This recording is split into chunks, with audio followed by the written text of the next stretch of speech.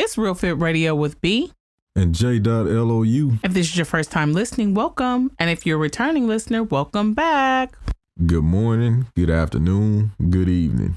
The gap between the life you could live and the life you are living is called focus. That's from this page called Black Wealth 24/7. I'm focused, man.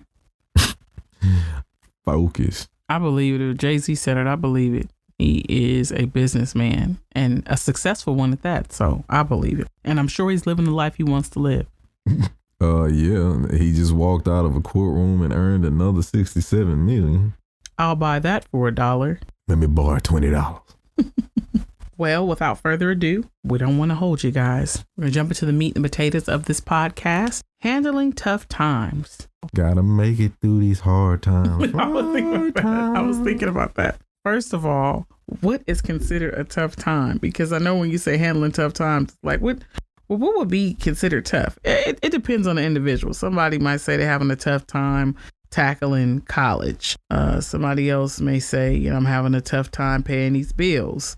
I think we can all generally agree on a standard for tough times. Like certain stuff is like, that's a tough time. Divorce, losing a job, losing all you have in a natural disaster. You from the H, you from Houston. Tough was an understatement. Yeah, people had cars underwater. Getting older. It could be tough getting older. Getting injured or falling sick. So those are just to name a few. I'm sure each individual has something that they may consider a tough time based on their endurance or ability to deal with certain things. Would you agree? Oh yeah, I definitely agree. It's different for each person because of where their mental prowess is. Death is another one. That's a hard thing too. Death of a loved one, a friend, death in general. If it's someone that meant something to you, that's a hard time. Yeah. Or a tough time. So I'm trying to better equip myself on how to handle these tough times. As of recent, I've been dealing with, I won't even say sickness, but it may be a part of getting old. It could be the freaking air quality here in Los Angeles, which is trash.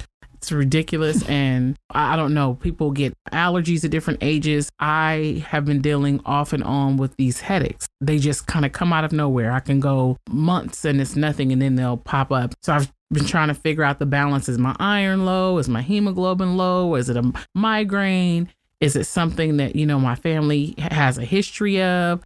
Just troubleshooting it here. But it's been a change in my regular scheduled activities, just the day-to-day thing, because I really don't know how I'm feeling until I get up. Before, you just get up and you go. And you really don't realize how much you take that for granted. When I get up now, my head is kind of groggy. I don't even know if that's considered brain fog, but I know that I'm not at 10. When you ask me, Lou, how you feeling? I know because of just how my head is feeling. It's like, it's not as bad as it was the other day. I know it could get worse, but I'm not at 100. And that freaking sucks. And I am trying to figure out how to handle what I feel is a tough time because I'm not accustomed to having headaches or having to change my routine, or I need to make sure before I jump out and start moving around and doing extra stuff, I don't exhaust myself in a way and end up having headaches again. I'm still trying to figure all this stuff out. So I'm just trying to figure that out.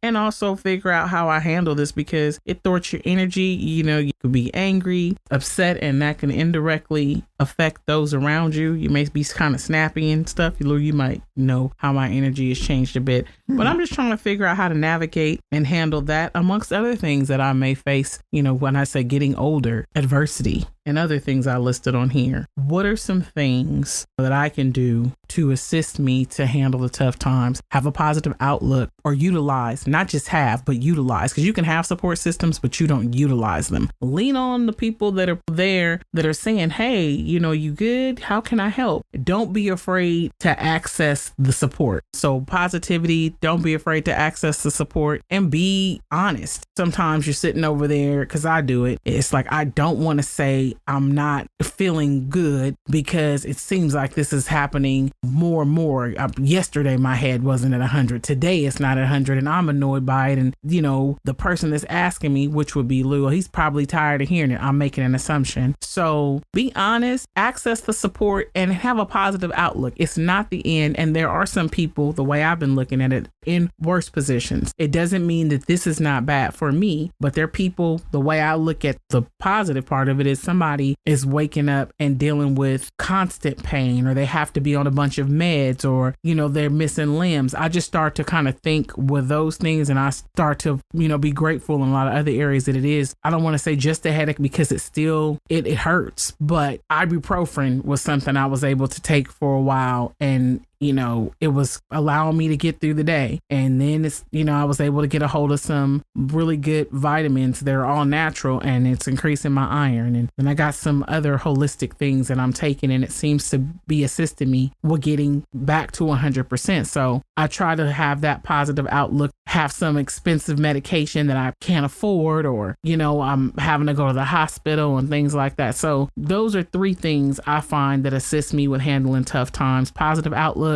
being honest, and really accessing the support systems around me, and being appreciative. Make sure, you celebrate them and let them know how much you appreciate them assisting you with this tough time, because without them, you'd have extra stuff on your plate that might not be getting done, which will further piss you off. And that would increase my headache even more, because even in that, I'm thinking about all the stuff I'm not getting done. And now a quick moment from our sponsor, Journey of a Legend.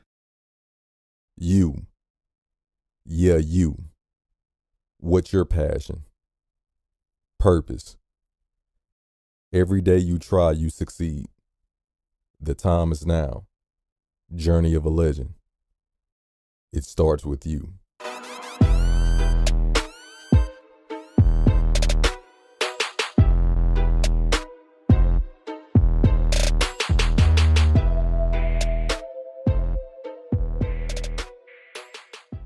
If you want to learn more or purchase merchandise, go to www.journeyofalegend.com. So Lou, I've pretty much done my whole spiel on how I handle tough times. How do you handle tough times, if you even have any? I don't think you have tough times. You always doing so well. When I see you smiling and you're just so full of positivity, I don't even think you have much to lend us, because you're just so freaking positive. Ooh, you put 10s on that. I look, coming from the person that called me the little red person off of whatever that movie was we watch. Well, I can't think of the name of that movie, but it's basically the mean man. Yeah, it's personalities inside of a person's mind. It was a Pixar movie, and she always say, "I'm the red man," which is the one that's always angry. So that's why she was putting so much 10 on the positivity. Now you're gonna make me think about what Pixar movie was that. I'll figure it out before you finish. Hopefully. But the best way that, or the best thing, or the best times I can remember me handling hard times was when I was prepared to the best of my ability. And what I mean by that is, honestly, you can't prepare for certain things. They just happen, and you got to deal with them accordingly. But what I'm referring to when I say preparation is my mental preparation, understanding that life can be just like Wall Street. When you think about stocks, there's dips, there's ups, and then there's downs. Like, you have to understand, with all the good that happens in life, there are going to be some tough times, some obstacles that you're going to have to jump over, go under, run through in order for you to, get to your next incline.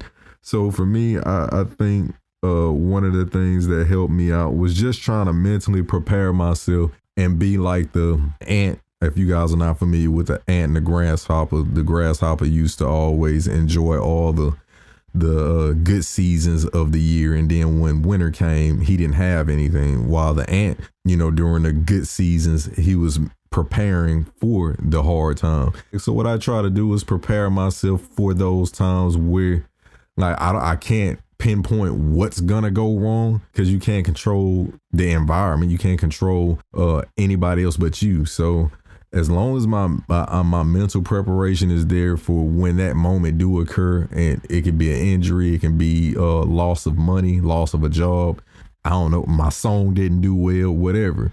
I found that I handled my hard times the best when my mind was like you said, in a positive state. It's like, okay, well, it ain't gonna be bad forever, or let's go look at what went wrong and see what we can do in the future, because this won't be the last time this happened. Even with the injury that I had a couple months ago, I was sparring and got hit in the spleen, and man, that was the most painful thing, to not be able to walk and move. You know, me being an outdoors person, or an active person, like working out and doing things like that, for me to not be able to move the way I want to because of a spleen that inflamed up and it's rubbing against the ribs and all. I'm giving way too much, but the point is, that was a hard time and I didn't handle that one very well, you know. So it's not that I'm always on point. I just find that when my mind is in a pure state and it's like, oh yeah, let's always look at what the positives are, or prepare for things that happen like that mentally. Another thing I do is try to figure out, what can I do? Whatever the hard time is, or whatever that obstacle is, because they vary. I try to figure out, what can I do in a time of whatever that negative thing is. So for example, I had another injury, like mine is always bodily injuries, and it's like, while she's talking about the health, my injuries are like sprained ankles, torn ACL, stuff like that. But I do recall one time when I did have my ACL torn, I was in my early 20s. That was a hard time for me, and I mentally wasn't there. A peer of mine, that was a workout guru, I hit her up and was like, man, that's cool that you can work out. I'm down and out. She was like, what's wrong with you? I said, my damn ACL is torn. I can't do nothing. She was like, don't you got a right leg? Don't you have two arms? You know, you can get a workout in. And what could you say to something like that? It's like, well, damn, she right. You know what I'm saying? Here it is. I'm sulking in my bed because one leg is not working. But it didn't stop my other leg from working. It didn't stop my arms from working. You know, I can still maneuver. I can get around. I had crutches, you know. So I'm saying that to say, when there's an obstacle or something, an ailment or anything, don't focus so much on what is wrong. Just focus on what you can get done.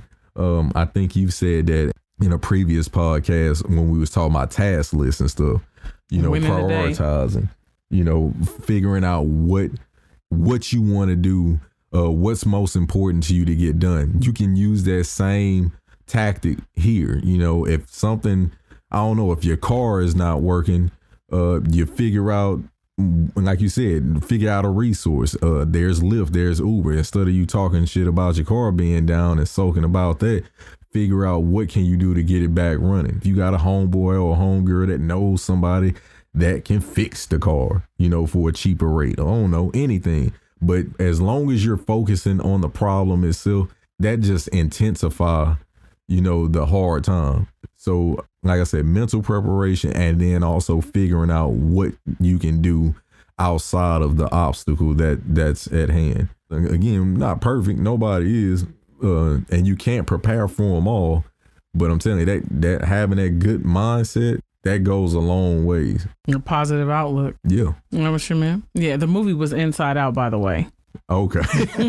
All right. She had a lot going on. Yeah, Inside Out. Yep. Sadness, joy, solemn or whatever, gloomy. Yeah, it was a lot. It was a lot. And it was a kid movie. So I was like, wow, this is deep. But yeah, that was the movie. Also, when you were saying that, I thought about the holidays are coming up, which I don't know why, but this time of year, you can feel it. It's the energy in the air. You know, even though people are getting together with family and stuff, it's depression, and a lot of people have lost loved ones. Some people are without family, or they're displaced or estranged family. Some people have been products of the foster care system, just different things like that. I'm saying all that to say, you know, be kind right now. Even in your tough time, push out some positive energy, send some love to somebody. Just try to be positive because that energy radiates. And if you can say a kind word to someone or do something nice for someone, you just never know how that may change or make their day or assist them with having a better positive outlook on the tough time they may be going through. Just because you don't know doesn't mean it's not happening to somebody else too. I agree with that. Well, hopefully you've been enlightened by this conversation. There's a takeaway. If not, I hope you just enjoyed the podcast overall. If you'd like to keep this conversation going, you have any suggested topics, concerns, questions, you can shoot us an email at realfitradio@gmail.com. Our podcast drops every Monday. You can catch a snippet of our latest on our Instagram at RealFitRadio. If you're not following us, you definitely should be. As always, we hope this inspired, impacted, or empowered someone. Until next time.